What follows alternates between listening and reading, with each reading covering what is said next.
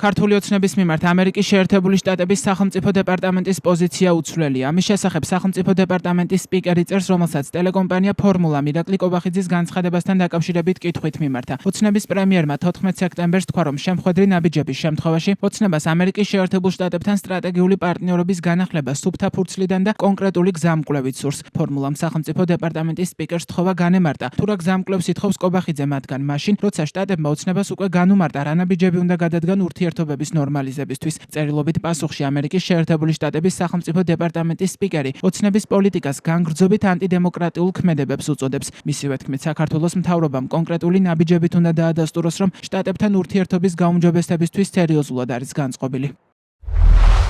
ჩვენ განვაგრძობთ ჩვენი მიდგომის შეფასებას საქართველოს მიმართ ამერიკული ინტერესების წინსვლისთვის. ამერიკის შეერთებულმა შტატებმა ნათლად დააფიქსირა ის ნაბიჯები, რომელთა გადადგმაც საქართველოს მთავრობას შეუძლია, რათა აჩვენოს, რომ სერიოზულად არის განწყობილი ამერიკის შეერთებულ შტატებთან ურთიერთობების გაუმჯობესებისთვის. რაც შეეხება ქართული ოცნების მთავრობის მიერ განხორციელებულ განგრძობით ანტიდემოკრატიულ ქმედებებს, როგორც ვიცე-პრეზიდენტმა ჯეი დი ვენსმა მიუნხენში აღნიშნა, დემოკრატიული მანდატის მოპოვება ვერ მოხდება მოწინააღმდეგების ცენზურით ან ციხეში ჩასმით, ასევე ვერ მოვიპოვებთ მას ძირითადი ელექტორატის პოზიციის უგულებელყოფით, თუ ვინ უნდა გახდეს ჩვენი საერთო საზოგადოების ნაწილი. ამერიკის შეერთებული შტატები 33 წლის განმავლობაში იყო საქართველოსა და ქართველი ხალხის პარტნიორი და მთელი ამ ხნის განმავლობაში საქართველოს დამოუკიდებლობის, სუვერენიტეტისა და ტერიტორიული მთლიანობის მტკიცე მხარდამჭერი.